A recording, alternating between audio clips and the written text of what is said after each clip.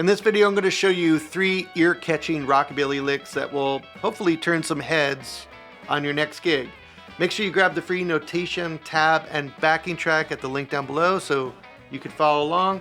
And first, what I'm going to do is I'm going to start off by playing a solo, demonstrating some of these licks over a rockabilly track in E inspired by Carl Perkins, Everybody's Trying to Be My Baby, and Gene Vincent and the Blue Caps, Race with the Devil. Stick around for the lesson.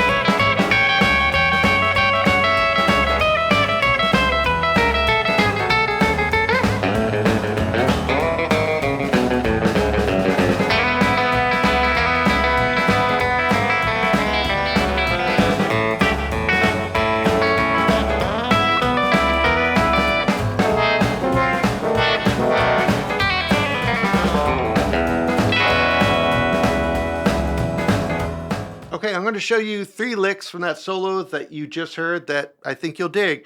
But if you want to learn that solo in its entirety, then you're going to want to check out my masterclass on Rockabilly Soloing. I'll put a link to that down below at a discount. And as always, if you want to support this channel, hit the subscribe button, little thing on your end, but it does make a big difference in what I do here, and it keeps allowing me to share free lessons like this. Lick number 1, this is a shout chorus figure. So imagine a sax section in a big band playing this figure. It's 4 bars long, goes like this.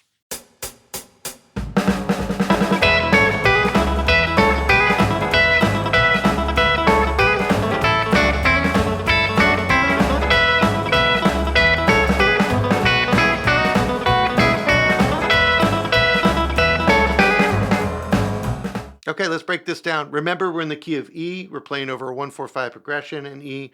The nice thing about this lick is that it's all out of a movable E shape, and there's a lot of repeating parts, so less work for us.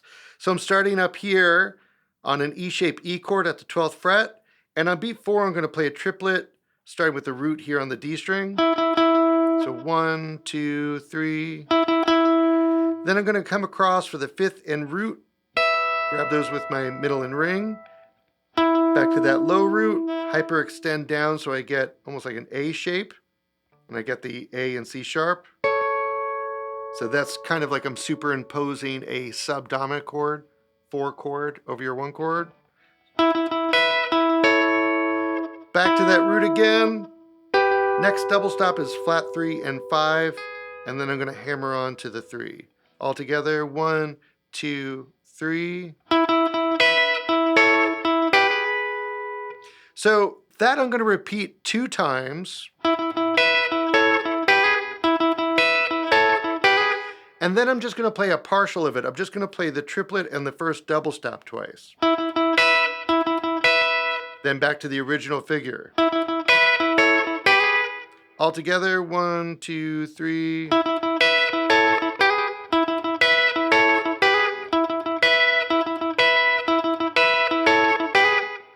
So that's a 4-bar figure. Works great when we're playing over a 1-4-5 progression in E like this, where it's basically kind of a 12-bar blues, because we're on that E chord at the beginning for 4 full bars, so we could play this figure in its entirety. But what if we want to move this around? If I want to play this over the 4 chord or over the 5 chord, you're going to have to split up that figure. So if I'm going to play over the 4 chord, the A chord, I come down to here to an E-shaped A chord, and I'll play the first 2 bars of the figure. But then I have to go back to an E chord for 2 bars. So I'm going to play the second half of the figure back up here. Same thing is going to happen when I play over the 5 chord going back to a 1. 5 chord being B. Here's an E-shaped B chord. First 2 bars of the figure here. Last 2 bars of the figure are back in E. Great lick, also works really well over country tunes. All right, lick number 2. This one's a little key sensitive because you are using an open string, but I'll talk about that in a second. Goes like this.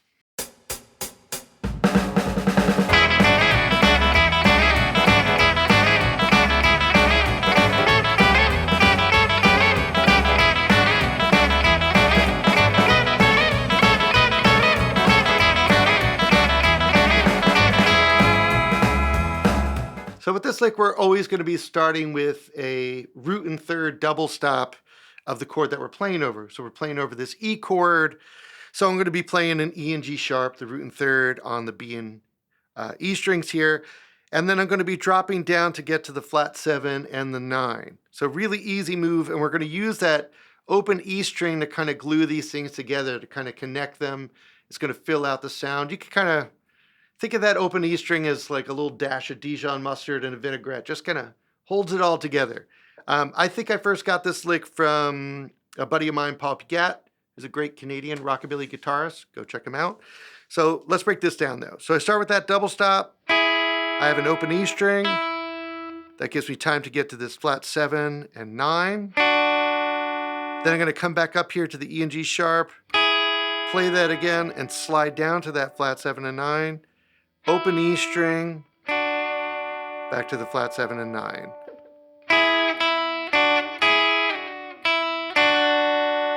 Now with the directions of my right hand, everything is lining up with the beat. So if a double stopper note is on a downbeat, then I'm using a downstroke. If it's on an upbeat, I'm using an upstroke.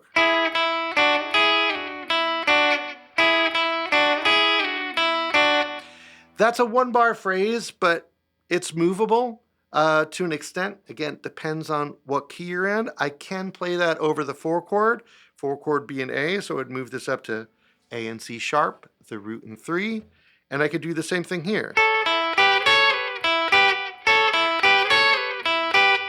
When I'm doing that, now that E string is no longer the root, it's the 5, still works great. I could do this also over B, the 5 chord.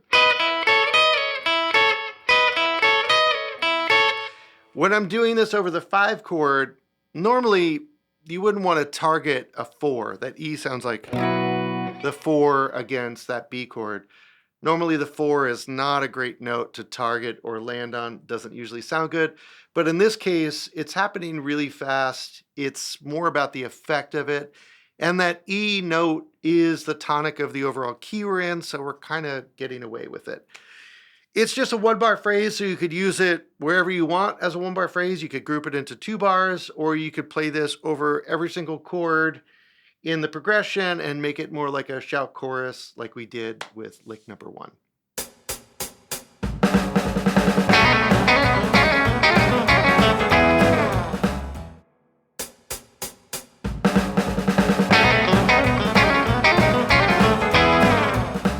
Now, before I show you this lick, if you're digging these ideas and you want to learn more about this stuff, learn that solo at the beginning of this video. In the masterclass, I break down that solo note for note. I talk about the techniques, the concepts. I talk about the history behind each one of these licks.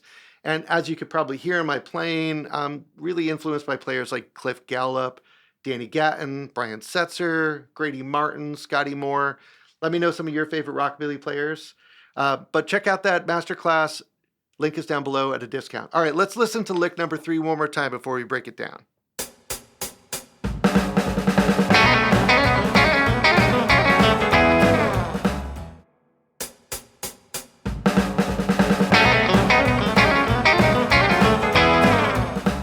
In lick number 3, I'm using a whole tone scale over the 5 chord.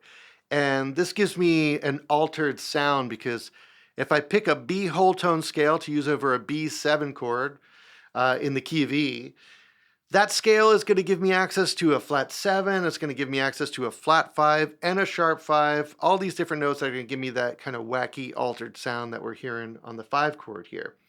The nice thing about the whole tone scale is it's symmetrical. Everything is a whole step away from each other. So when you play double stops or any kind of figures or patterns, they're all a whole step away from each other. It's pretty simple.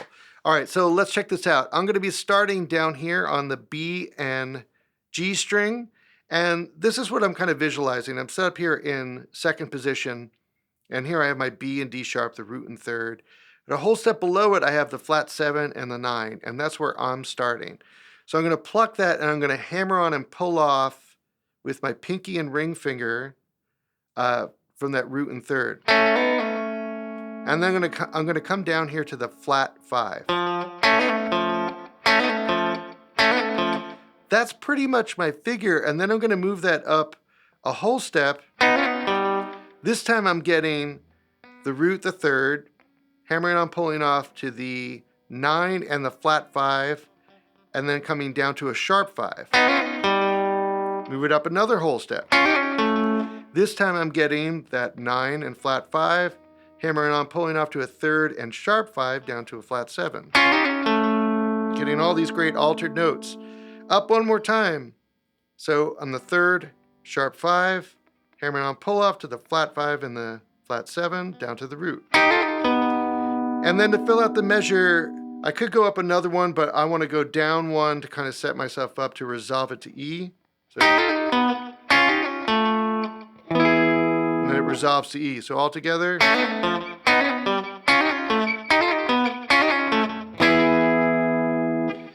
That's the pattern.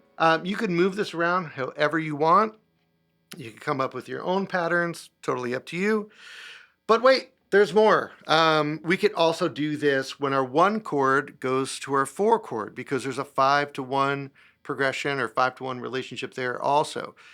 E chord is the 5 of an A chord. So on the last 2 bars, if I'm playing 1, 2, 3, 4, 1, 2, 3, 4, those last 2 bars of that 1 chord at the top of the form, I could play this same idea but in E.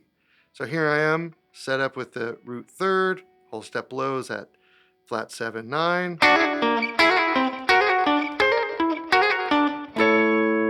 And it resolves to A. And again, I could go in any direction.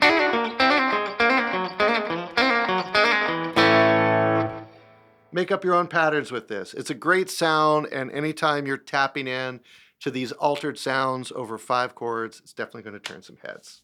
Hopefully you grabbed the free tab and notation so you could try out these ideas over this backing track. And if you want to check out more lessons like these, make sure you subscribe to the YouTube channel and then go check out my teaching website. I have a lot of great courses and master classes over there. Stick around. At the end of this video, I'll put some links to other lessons of mine here on YouTube that cover more about rockabilly music. All right, thanks for watching.